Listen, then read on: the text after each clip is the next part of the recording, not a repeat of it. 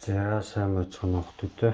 Өнөөдрийн хичээлээр хэдүүлээ төвшний байршилтай хавтгайг хэрхэн зурдаг. За ерөнхийдөө яаж ялах вэ гэдэг хичээлийг үзнэ. За бид хэдэд мэдээж 3 цэгийн байршил байгаа. За 40 мм-ийн зайтай B цэг маань X тэнглэг дээр байрлаж байгаа. За энэ 40 мм-ээр тэмдэглэлээ. X буюу X тэнглэг дагуу байралтай B цэг. За 10 мм-ийн зайтай Y тэнглэг дээр байрлаж байгаа. Энэ ч BY буюу Y тэнглэг дагуу байралтай B цэг. За энэ ч дахиад мөн адил 10 мм-ээр тэмдэглэлээ. BY. За дахиад 10 мм-ийн зайтай Z тэнглэг дээр B цэг маань байрлаж байна. BZ. За одоо яах вэ гэхээр хэдүүлээ B цэгийнхаа прогрессын цацрагуудыг зураад хооронд нь огтлолцуулах байгаа.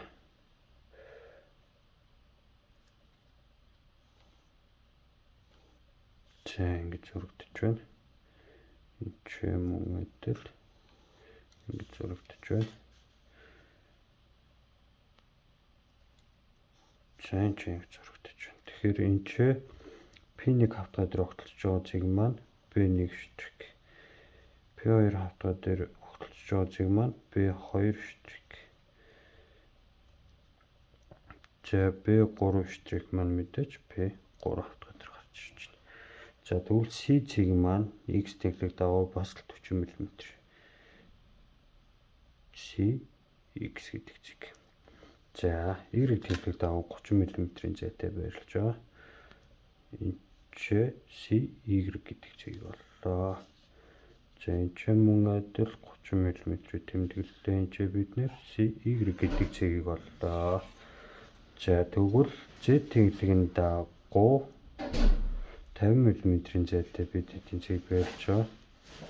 За энэ ч CZ буюу Z тэнглэг дагуу байралтай C цэгийг олж байгаа гэсэн үг байна. За тэгвэл түрүүнийхтэйг мөн адилхан C цэгийнхаа прогрессын цацрагуудыг хооронд нь огтлолцуулж зурнаа. За ийшээ зурлаа. Ийшээ зурлаа. Гэж зурлаа.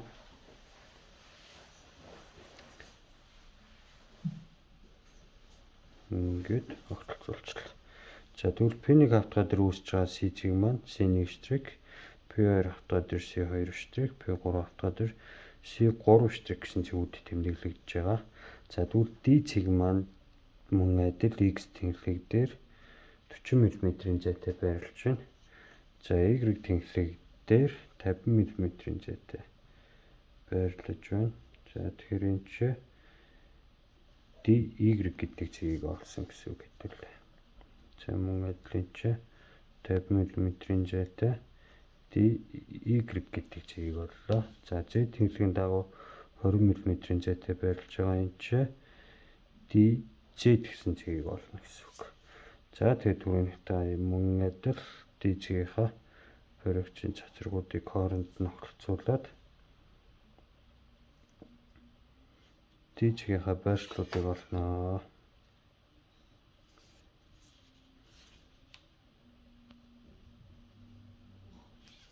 За энэ ч D1 штрих гэсэн цэг маань гарч ирж байгаа. Энэ ч D2 штрих.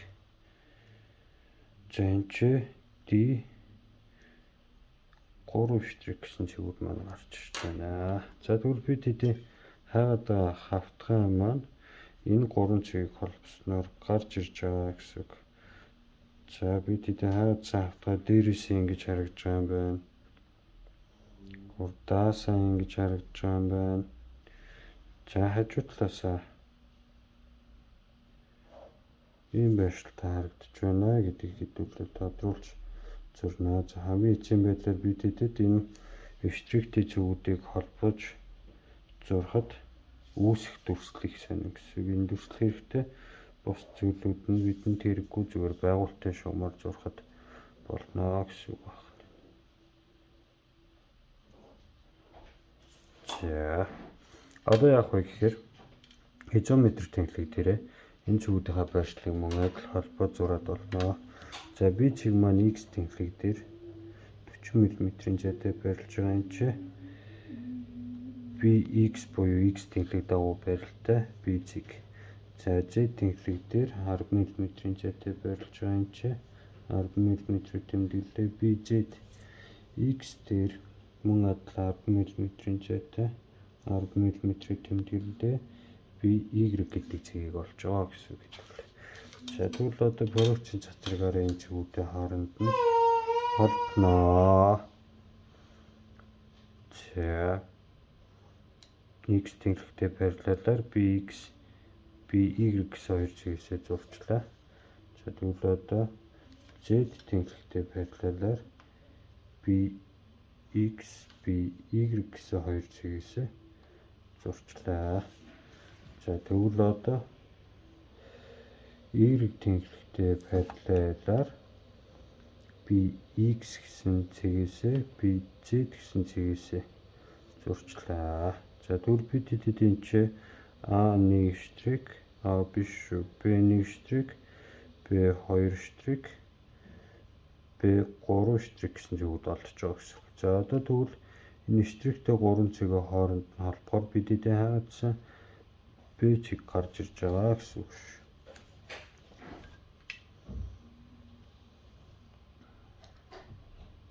За ингэж холбоод энэ чи бид хаагаад байсан B цэг маань зурагдаж байна гэсэн үг. За B цэг олчлоо. За тэгвэл C цэг маань мөн адил BX CX нэг газар байрлаж байна. За Y тэнхлэгийн дагуу 30 мм-ийн зайтай энэ чи CY гэдэг цэгийг олчлаа. За CZ маань дэше 50 мм-ийн зайтай байрлаж байна. Тэгэхээр энэ чи 50 м-ээр тэмдэглэлээ CZ гэсэн цэгийг олно. За одоо яах вэ гэхээр түрүүнийхтэй мөн адилхан ялгаагүйгээр програмч цацрагуудыг хооронд нь холбоо зурчихна. За жишээлбэл CX-ийг зурлаа. Энэ чи зурлаа. За тэгвэл одоо энэ дээр X тэнхлэгтэй параллелаар авлаа. За багш нь авсан байна. За энэ чи CZ цэгээсээ зурлаа. CY цэгээсээ зурлаа. За тэгвэл одоо өндрийн хэмжээг буюу Z тэнхлэгийн хэмжээг авлаа. За энэ чинээсээ дэше огтлцуулж зурлаа. CY-гээс мөн адил огтлцуулж зурлаа. За тэгэхээр бид энэ чи C1 штрик C3 штрик C2 штрик гэсэн цэгүүдийн байршлууд. Одоо яах вэ гэхээр штриктэй 3 C цэгийн хооронд нь холбож огтлцуулаад бид хаагаадсан C цэг гарч ирнэ гэсэн.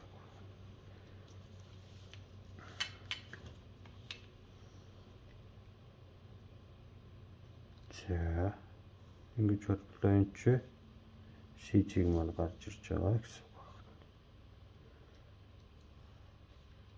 За C цэг. За одоо D цэгийг олцгоно. За D цэг маань мөн адил 40 мм-ийн зайтай.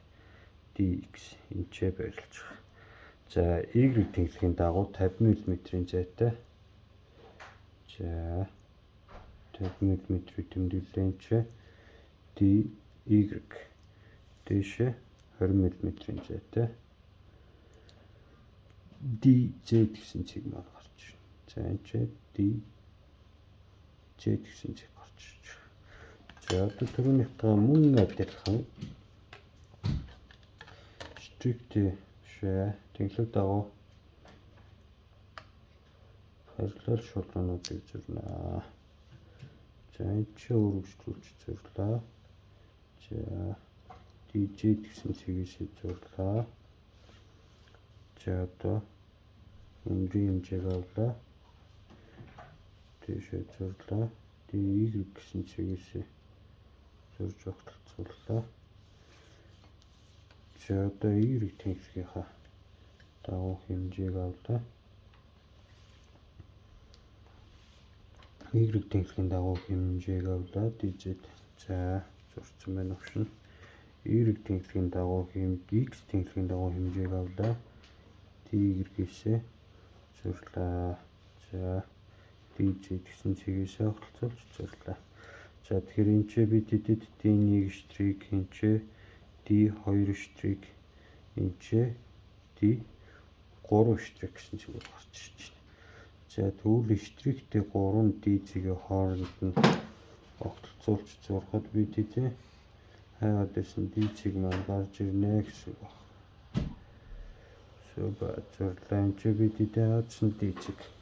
За тэгвэл бид тэдэд хамгийн эцсийн байдлаар энэ 3 цэгийг хооронд нь холбосон шулуунууд хэрэгтэй буюу одоо багшаан тодруулаад байгаа хавтгай хэрэгтэй гэсэн үг. За штриктэй 3 цэгийн хооронд нь холбоод тодруулаад зурхад бид тэдээ хайгаад байсан хавтгай маань дүрслэгдэж зурагдаж байгаа гэсэн үг шүү дээ.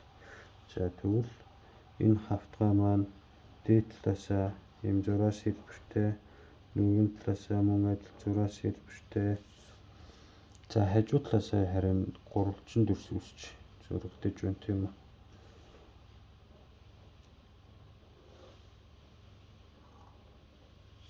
За ингээд тодруулаад харъя хэдүүлээ. За ингээд бид хэдийн хайгаад байсан хавтгай маань хажуу талаасаа нүрнээсээ ингэж харагдж байгаа юм байна. За тэгвэл бид хэдэд яг нөгөө нэг огтргон байршилтай хавтгай маань мэдээж хэрэгтэй. За огтргон байршилтай хавтгайгаа тодруулж харъя.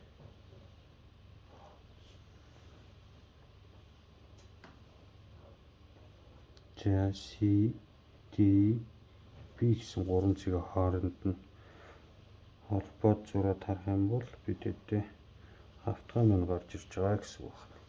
За мэдээж өнөөдөр төвшний хавтгайг үзэж байгаа. Тийм болохоор энэ хавтгай маань төвшний хавтгай гэж нэрлэгдэнэ гэсэн үг. За яагаад вэ гэдгийг багш нь тайлбарлая. За жишээлбэл бид хэд форекцийн 3 хавтгай байдаг тийм үү. P1, P2, P3 гэсэн 3 хавтгай.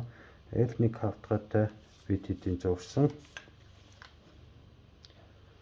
хавтгай маань параллел зурагдаж байвал энэ маань төвшний хавтгай юм аа гэж таньж болно гэсэн үг. За жишээлбэл багшны чи P3 хавтгайг зурж дүрсэлж байна. За энэ чи P3 хавтгай.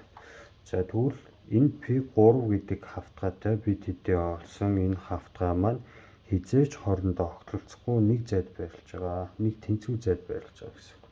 Тэгэхээр форекцийн 3 хавтгай аль нэг хавтгайтай мэдээж параллел байх юм бол төвшний хавтгай болно гэсэн үг. За тэгвэл төвшний хавтгай маань нэг иймэрхүү зурагтай юм байна.